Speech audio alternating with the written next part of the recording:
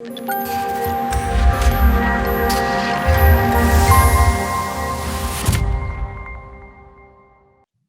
morning, everybody, and good morning, Sebastian. Hey, Harry, how are you doing? Yeah, doing well, thank you. Doing well. It's been a lovely day in the UK so far, and we're doing our show a little bit later today, so I'm a little bit more awake as well. Great.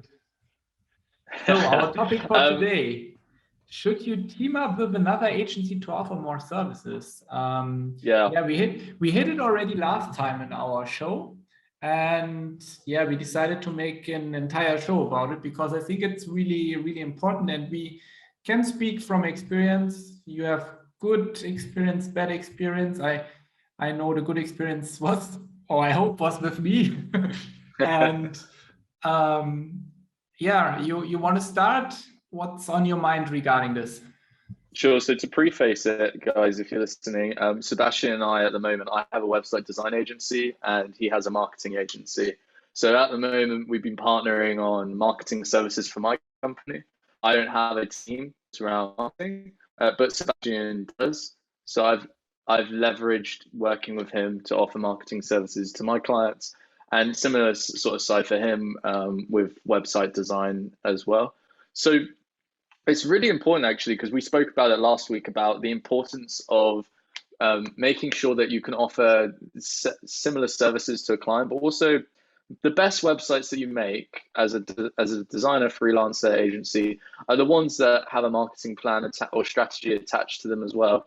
We know from working on client projects that you can make a really great website, but if you don't have traffic or anything directed towards it, then it's not going to do very well. And the founders and business owners that you speak to, the best ones are the ones who say, I have plans to do some marketing for this afterwards. Would you recommend anyone? And that's at that point in the natural upsell conversation where you say, I do have a partner that we work with, and I would highly recommend them, and for you to work with this person, right? The biggest thing that I found and an experience that I've had to share with you all is the fact that sometimes when you're offering this, you want to make sure that it's very separate from your agency. We've tried different models where we handle all the work and then we have another agency white label for us. We've done a model where we just recommend the agency, they go and talk to the other agency owner and then decide whether they want to work with them as well. I've personally found that the white label, although the white label solution is really good, if you're small, it's not sometimes better to allow the other marketing agency to take the process over, to handle the invoicing and the contracts, and to speak to your client directly. You shouldn't worry about them stealing your client because at the end of the day, you won't pass them any more work. But it's built upon trust, and that's why I think a very important thing to talk about is building trust with that contact that you have beforehand, right? Yeah, I agree with you 100%. And also first to test it maybe with a small project that you have, or maybe you have a friend where you're doing this and it's not so where you have such a tight deadline, And also, for example, we discussed last time monthly income, we had SEO and so on. So if you partner up because you said, hey, I don't want to do SEO, I'm fine with my Webflow agency or doing websites, revise their work, check out their website. Is their website, you can just Google page speed insight or Lighthouse report in your Chrome browser, check if their website is optimized for search engine optimization.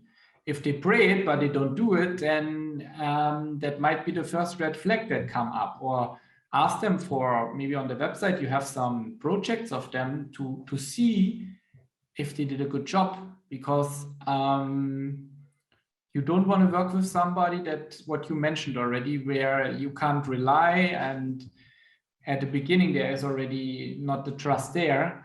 So that's what comes to my mind. And the other thing is what I also was thinking, sometimes you have a customer and he wants to do something and somebody, a partner company, but you're not 100% sure, or you had already problems in the past, then better tell them you don't have anybody, or you can't recommend anybody instead of working with this other agency or this other guy, or you recommend somebody and it's not working well out, because then you're the person that needs to be blamed. And yeah, don't let yourself push into it. I know it from my own experience that I have done this, and I don't want to do the mistake again.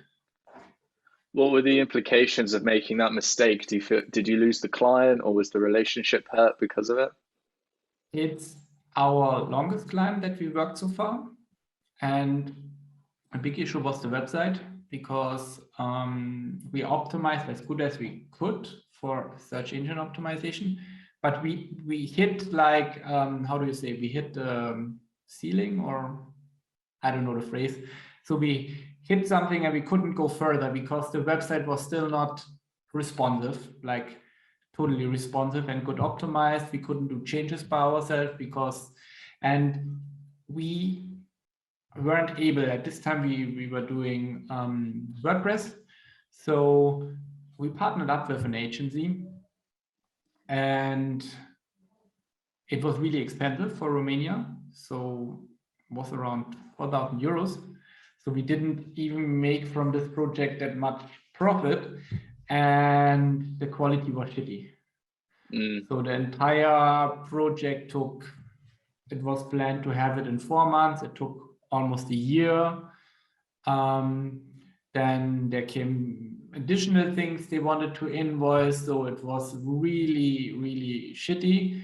And after that, luckily, we got my colleague from Germany who helped us out with this, and we got it on a solid base, and now everything is fine. But it was, this is like my horror story. That was the worst nightmare, this collaboration that I ever had. And they weren't ready for this project. Do you wish, if you could go back and do something different, do you think testing them would have helped you avoid this in some way? We worked with them for other projects and they were okay-ish, but this project we did with them was also related with an API that gets some data from was related to cars from another database and put them into this. And I think they have never done this before. And we figured out in the process that they were not able to deliver this, or they didn't know how to do it. And yeah, so when I would be able to go back next time, although you notice, maybe let's pay a bit more for something and do it right instead of doing something cheap and you have to do it again. I think that's a really great point, and something that we can all get really stuck out on at sometimes is price and going for the cheaper option because we're going to make a better profit margin. But you have to think about as well long term, right? So yeah, maybe we don't make as much money right now, but if we wait and do the project really well with somebody who's like expensive or like is a little bit more costly, then like in a year's time, that client's going to come back to us for more work, and the year after that, and the year after that. So do you want to start off with a really solid relationship and a really solid foundation, or do you want to just go like down the cheap route and do a shit job and then they leave and you lose a client who could have been somebody that is like good money for much longer, right? And to go from there. In terms of people that you want to partner up with, right? Usually it's people that you don't have a similar skill set, but you want to offer the client that service. And I know for a fact that sometimes we have deals with other agencies where you can get 10 or 15% commission. And that's really important, right, Sebastian, to have those sort of terms set up before you even send the client to them so you don't get shot in the foot. Yep. Also to understand, so when we have a call for a partner, so we have first the call, and we also want to understand the process. How does their process look like? If I would be the client, to understand better at what stage are they? Are they still a startup that just wants to partner up because they want some money? Or are they already in a place where they have lots of experience and have already a process for their clients? And the best is, like, you give them the client, they are in safe hands. they get the result delivered, and the only thing that you get after you got this, you get your 15 or 20% commission, and you say, amazing, and the client is happy with the work. And that should be the thing. And with marketing, it's more, of course, about transparency, and also to keep you in the loop. So I put you in CC when I write to the clients that we got from you, so that you know what's going on. Even if you don't do anything right now regarding the marketing, but you know what's going on.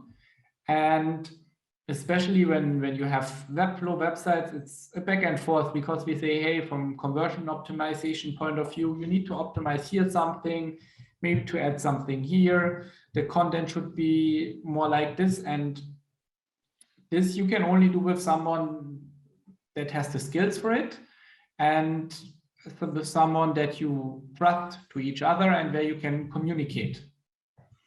I totally agree. And I think that's a big thing as well, making sure that you're still aware of what's going on without being left in the dark. And maybe you as an agency owner can give your own input as well. You still want to be showing off as an expert, so turning up to meetings that the marketing company are conducting, so that you can still be professional and be there and have some presence. And I think a really big kind of part of this, talking about working with the other agency, is allowing them to do their process and allowing you to do yours, and try not to allow too much crossover in terms of trying to adapt your process to fit theirs, or getting them to adapt to fit their process to fit yours. Because at the end of the day, they've got a process that they've been using for however many years or months, and that's really working for them, and your process is really working for you. So it's much better to think about this, guys, as like two separate entities, rather than trying to mash your two companies together. You might as well, if you're going to do that, just merge the two companies together and buy one another out. But it's really important to have that separation still. It's really key to allow each other to breathe and do their work well, you know. Yeah, and another thing that just came up, because, you know, we are in Romania, and I remember at the beginning you were like with your UK clients, I don't know, when I say this is a Romanian agency, I don't know what they might think. And yeah, I think the best is to be transparent with the client, and to schedule a call, even if you would come from more eastern parts, so because it's related also that the quality of work is maybe lower. The client needs to have also a good feeling and need to trust. And I think this is also an important point, because some are saying, oh, I don't know if I partner up with them, and then I want to give them to the client, and they see they are from, I don't know, Asia or also Romania or something. I think it doesn't matter if they are professional. You can work with everybody, but you should have a good feeling when you partner up with them. If you have already like doubts or see some red flags, then don't do it, or make, as I said, a small test project maybe for yourself to see how it's working, and then think of yourself, if you would give it to a customer, would your customer be happy with it? I totally agree. And I think it's important as well, maybe that first meeting, to go in with them and make sure that you're there holding their hand with the process when they book the call with the other agency. Be present, be a good advisor. If they don't like the agency that you suggest, either tell them that they should go and do some research and look for other agencies themselves, or you can happily advise on more agencies. It's good to have a couple of people that you can rely on rather than just one option. Have your primary, like, these are my guys, these are the guys I've worked with the longest, I would recommend them, but also maybe have a couple backup ones as well, in case they don't like that one, or there isn't a good fit, the agency doesn't like them, something like that. And you can easily then have these sort of deals going on. The main reason that we're saying about this, Sebastian, right, is at the end of the day, it helps build recurring income, because even though you're only getting 10 to 15% of the contract value every month, it's still money that you're getting every month that you wouldn't have otherwise got, right? Yeah. I think is super important to have, because at the end of the day, web designers and even marketing agencies sometimes can really go from rags to riches to rags when they're starting out. When they get their first client, they do 2-3 months and then they finish. And building longer term contracts, it's really helpful. In terms of contracts as well, like it's probably a good idea to have a contract with the other marketing agency, right? Something formal that's set up that says, okay, this is what we're going to do moving forward. Also NDA, of course. What also comes to my mind, you maybe also work, for example, with photographers or when you do video production. So this is also important. When you work with them, you can let yourself send you some videos, some photographs, in order to see if this is what you would like, so you can recommend this person. Especially for the videos, I have a really specific taste what I want to see, and if I see there are only stock photos and things like this together to put and some sound that is also like from somewhere, I'm like, no way, this doesn't work like this. Yeah, definitely. And again, it's really important. I've made the mistake of like when you're building a website and the client says, yeah, we want a photographer, you're like, yeah, I'll handle it. You go find the photographer, you pay for it out of your pocket, out of the budget, for example, or you charge the client more. But it's much better, I find, to actually just recommend people instead of trying to bring them under your company and try and create a process for them on the fly. Instead, just find a company and just say to your client, I would recommend these guys, I like their style. Go and talk to them and set up a deal yourself, rather than trying to set up a deal with me where I then have to manage them. I then have to try and do a process with them. And it's a lot of extra headache, right? That you don't need. And that just ties into the whole keeping yourself separate from their work to your work. And I think, that really does cover a good amount, really. Yeah, I would say, to sum it up, to answer the question, should you team up with another agency to offer more services? Yes, but follow the things we just mentioned. Yeah. To make it work for you and not to have the same experience that we had. And of course, if you have other suggestions or questions or comments, just put it under our video. Let us know what you think about it. If you partnered up already with somebody, what did you experience? What are your stories? I'm eager to hear. Yeah, really nice. So in summary, I guess, to talk about everything, work with another company because it'll help you build some recurring revenue. Make sure you test them. Make sure that you check them out, have a call with them, have a contract out with them so you know what to do. Remember to keep your two companies separate. You don't want to manage the marketing company. You don't want the marketing company to manage you. And it's always a recommendation when you're talking to a client. I recommend these guys go have a chat with them, hold your client's hand, go into the meeting with them if they're feeling a bit scared. And yeah, just make sure the agency that you're working with, you've built a good relationship with. I mean, I've nearly been working with you now, Sebastian, for a year. So I would say you and I know each other much better than I would if I was going to another marketing agency down the road, or at least I'd like to think so. So it's all about rapport and building. But I think, end it there. So if you want to follow Sebastian on any platform, it's RE7 on Instagram, RE7 on YouTube. We got Sebastian Bayer on LinkedIn as well. You can find me on any platform. I'm Harry Roper on LinkedIn, YouTube, and Imaginary Space on Instagram. Please give us a subscribe if you've enjoyed this content. It lets us know that we're putting out the right kind of videos. Leave a like if you did like it, and if you didn't like it, tell us down in the comments what we can do to improve overall. But apart from that, thanks guys, and we'll see you in the next episode. Thank you. Have a nice day. Bye.